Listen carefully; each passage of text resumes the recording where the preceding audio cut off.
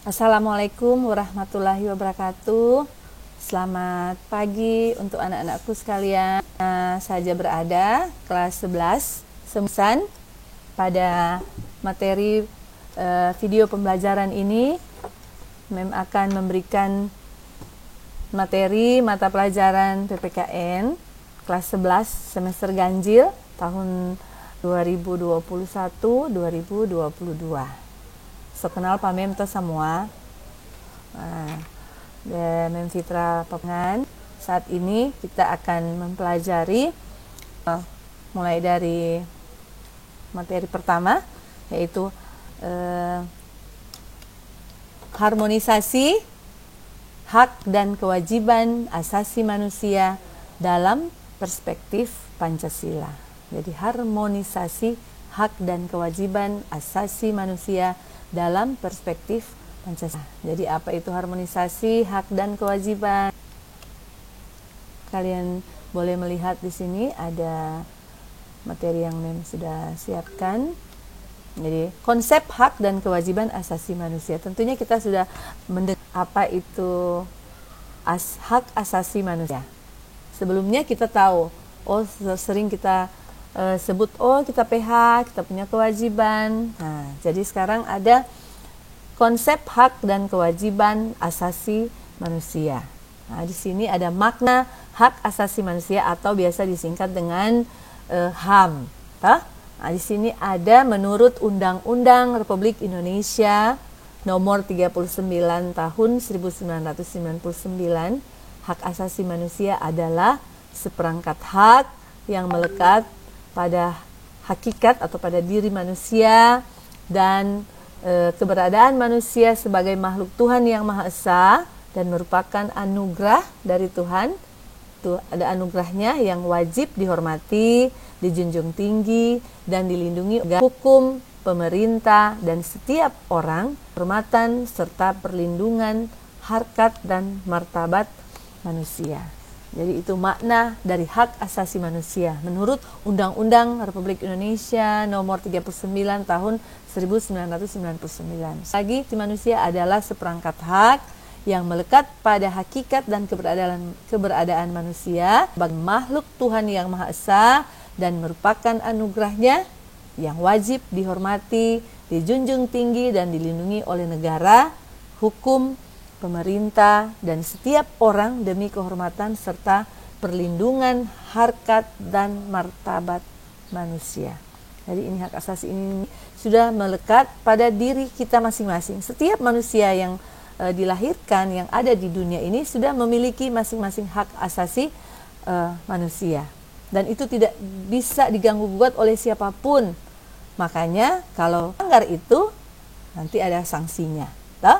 Jadi karena hak itu adalah pemberian atau anugerah dari Tuhan yang Maha Esa, kita wajib menghormati itu, kita junjung tinggi, dan itu oleh negara, hukum, dan pemerintah. Dan setiap orang itu demi kehormatan serta perlindungan harkat dan martabat manusia, biasa karena demi dia punya harga diri atau ada hak asasi yang sudah melekat pada diri kita. Biasa kalau orang mau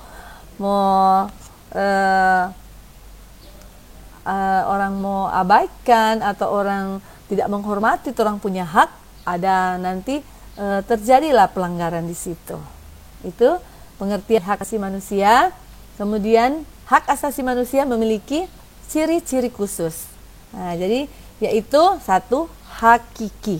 Apa itu arti hakiki? Jadi hak asasi manusia memiliki ciri-ciri khusus. Hakiki artinya hak asasi manusia adalah hak asasi semua umat manusia yang sudah ada sejak lahir. Itu hakiki. Arti dari hakiki adalah hak semua umat. Itu sudah anugerah dari Tuhan yang tadi Mem sebut tidak bisa diganggu-gugat oleh siapapun. Kemudian atau menyeluruh, artinya hak asasi manusia berlaku untuk semua orang tanpa pandang status,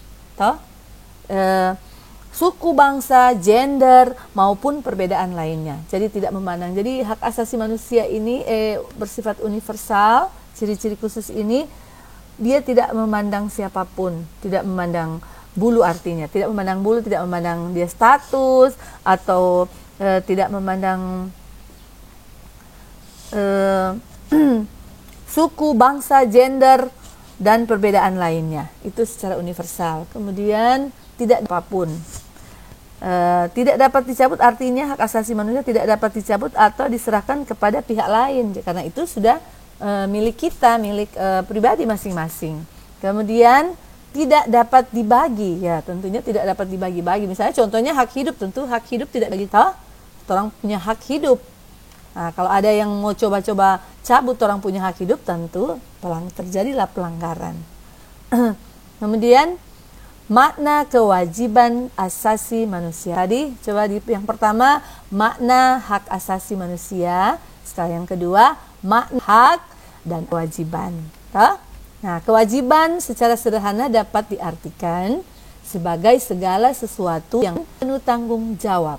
Jadi kewajiban asasi dapat diartikan kewajiban dasar setiap manusia. Jadi kewajiban secara sederhana dapat diartikan sebagai segala sesuatu yang harus terlaksanakan. Jadi apa yang terlaksanakan sesuai dengan itu, orang punya kewajiban asasi manusia. Tadi orang ada hak toh yang Tuhan anugerahkan, orang punya hak asasi manusia.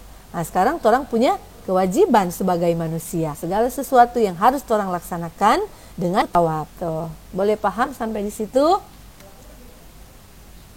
Nah, jadi pada materi yang pertama ini kita perdalam dulu tentang apa itu hak asasi manusia. Kemudian ada nanti mem atau Pak Guru mau foto itu tugas toh. Kemudian kan saat istirahat di rumah setelah pulang prakerin boleh ke soal ini supaya untuk mata pelajaran PKN toh. Nah, itu jadi di samping ada sekalian makanya dibuatlah ini video pembelajaran supaya boleh dilihat, boleh ditonton, boleh dengar, dan boleh dipelajari dan bisa melaksanakan tugas-tugas yang nanti akan diberikan oleh mem atau oleh sir atau Pak Guru yang akan memberikan tugas di masing-masing kelas, tentunya kelas 11 toh.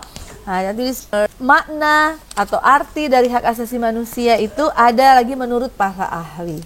Jadi ada beberapa ahli yang mendefinisikan tentang apa itu hak asasi manusia. Ini ada bernama